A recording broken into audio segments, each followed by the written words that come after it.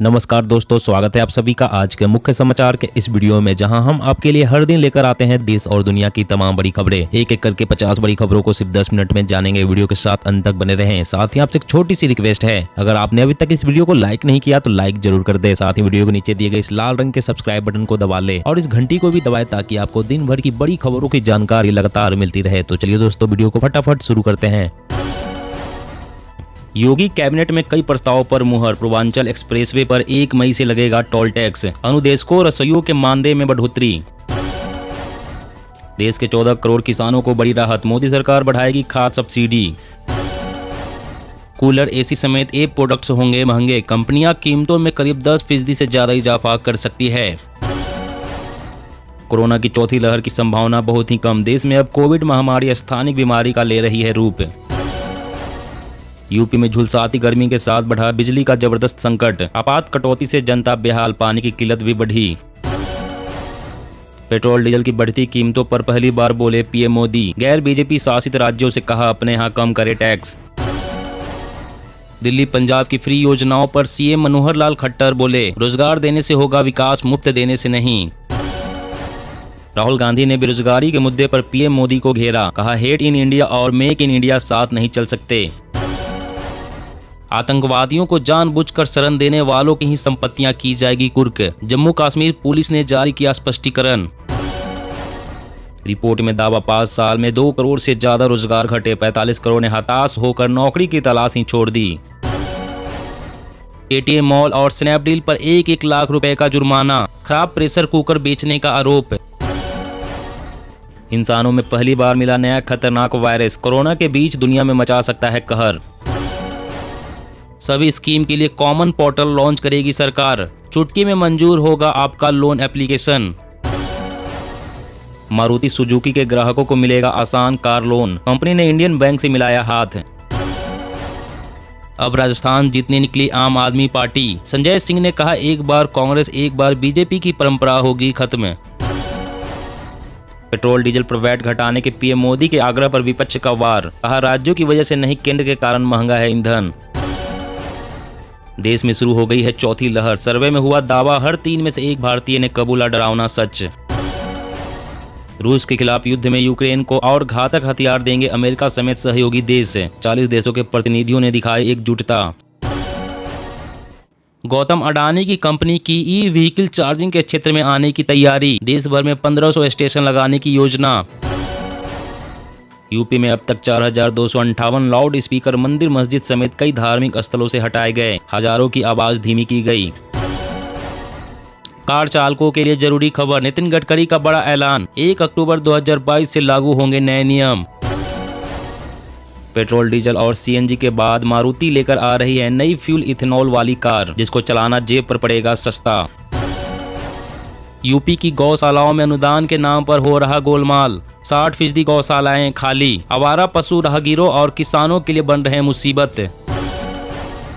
Rubber sector में कारोबार करना होगा आसान। खत्म होंगे पुराने बेकार कानून। 1 टाइम रजिस्ट्रेशन की मिलेगी सुविधा। छत्तीसगढ़ में खुलेंगे 1000 परिवहन सुविधा केंद्र। हर घर के पास ही मिलेगी सुविधाएं। 5000 युवाओं को मिलेगा रोजगार। गुजरात, बीजेपी शहर में मजबूत तो कांग्रेस देहात में है बेहतर। 2022 विधानसभा चुनाव में दोनों दलों के बीच वर्चस्व की लड़ाई। यूनिफॉर्म सिविल कोड पर मुस्लिम समाज को जागरूक करेंगे योगी सरकार के इकलौते मुसलमान मंत्री दानिश अंसारी। लगाएंगे कौमी चौपाल। कैबिनेट बैठक में जम्मू पर फोकस। बिजली आपूर्ति के लिए क्वार हाइड्रो इलेक्ट्रिक प्रोजेक्ट को मंजूरी। फसल पूर्वानुमान जारी करने के लिए पोर्टल विकसित करेगा कृषि व किसान कल्याण मंत्रालय। उड़ीसा में सतह से हवा में मार करने वाली मिसाइल का हुआ सफल परीक्षण। दूर से ही अपने टारगेट को भेदा, बढ़ी देश की ताकत। सख्त कोरोना पाबंदियों वाले देश में लोगों का मानसिक स्वास्थ्य खराब। वैज्ञानिकों ने किया 15 देशों के आंकड़ों का अध्ययन। गुजरात चुनाव के लिए कांग्रेस की बड़ी तैयारी। सोशल मीडिया टीम में 200 कार्यकर्ताओं की एंट्री। कोरोना वैक्सीन की दूसरी और बूस्टर डोज के बीच अंतर होगा कम। 9 से घटाकर 6 महीने करने पर सरकार कर रही है विचार। टैक्स बढ़ाना, कीमतों में हेराफेरी करना बीजेपी का हॉलमार्क। पेट्रोल डीजल के बढ़ते दाम पर शशि थरूर का तंज। सरकार ने किया आगाह, मई जून में होगी रिकॉर्ड बिजली की मांग। कोल इंडिया ने भी संयंत्रों को कोयले की आपूर्ति बढ़ाई। SBI ग्राहकों को दी बड़ी सुविधा, लाइन में लगे बिना मिनटों में जमा करे चेक। इसके लिए बैंक ने चेक डिपॉजिट कियोस्क लगाए हैं।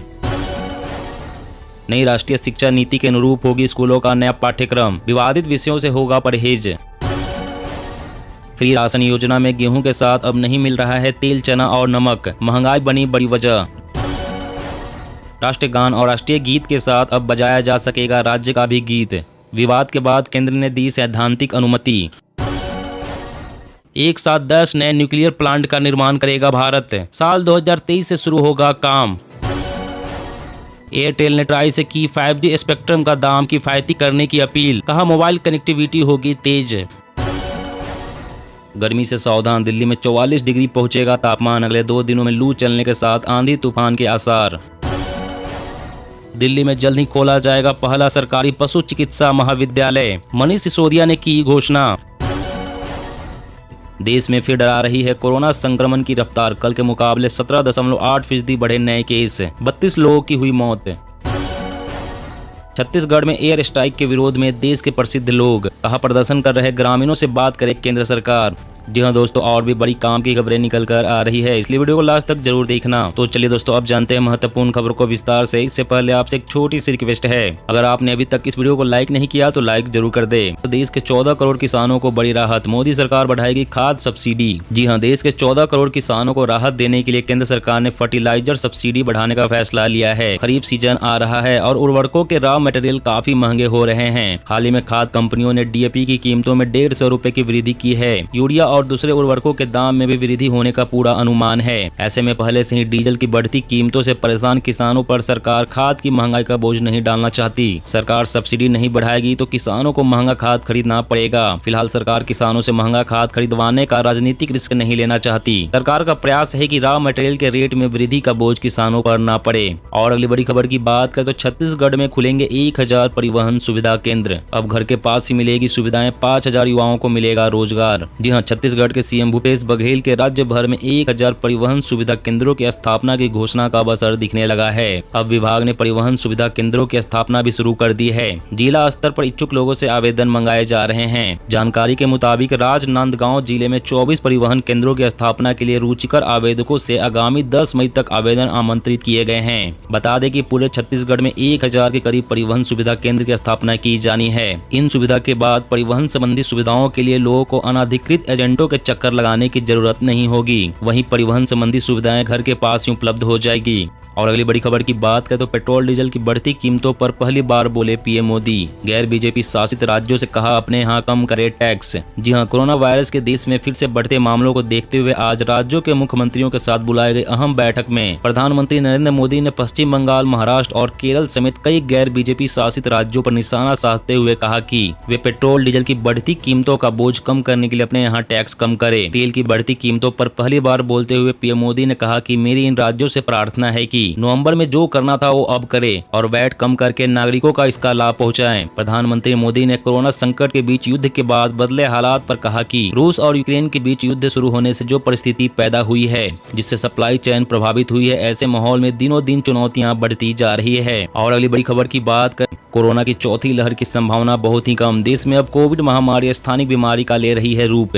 जी हाँ, देश के जाने माने वायरोलॉजिस्ट T. जैकब जॉन ने कहा है कि देश में कोरोना महामारी की चौथी लहर आने की संभावना बहुत ही कम है। यह पूछे जाने पर कि क्यों कुछ राज्यों में कोरोना मामले बढ़ने की खबरें आ रही है, जॉन ने कहा कि पिछले 2 से 3 हफ्ते में दिल्ली और हरियाणा में मामलों में कुछ वृद्धि हुई थी, लेकिन यह निरंतर नहीं रही। उन्होंने यह भी कहा कि जहां तक उनकी जानकारी है, किसी भी राज्य ने कोरोना के मामलों में उछाल की रिपोर्ट नहीं दी है। मार्च और अप्रैल में कोरोना की स्थिति कमजोर ही बनी रही और बहुत कम मामले पाए गए। जैकब जॉन ने कहा कि भारत में अब कोरोना महामारी स्थानिक बीमारी का रूप ले रही है, यानी कुछ हिस्सों तक ही सिमट रही है। ऐसी स्थिति में हमेशा मामलों में कमी होने की ही उम्मीद नहीं होती, कभी कभी मामले बढ़ते भी हैं। और अगली बड़ी खबर की बात करें तो पेट्रोल, डीजल और CNG के बाद मारुति लेकर आ रही है नई फ्यूल इथेनॉल वाली कार, जिसको चलाना जेब पर पड़ेगा सस्ता। जी हाँ, CNG पेट्रोल डीजल के बाद अब मारुति एक और फ्यूल पर हाइब्रिड कार लेकर आ रही है। कंपनी की योजना है कि वो इथेनॉल पर चलने वाले E20 वाहनों को अगले साल तक बाजार में उतार देगी। E20 वाहन दरअसल पेट्रोल और इथेनॉल पर चलने वाले वाहन होते हैं। साथ ही कंपनी का दावा है कि भविष्य में सभी कारों में ऐसे कंपैटिबल इंजन मौजूद हैं जिनकी ट्यूनिंग इथेनॉल फ्यूल के हिसाब से सेट की जा सकती है। अगर कीमत की बात करें तो E20 वाहनों के दाम बाकी वाहनों की तुलना में थोड़े ज्यादा होंगे। कंपनी का दावा है कि 2023 अप्रैल तक E20 वाहन सड़कों पर दिखाई देंगे।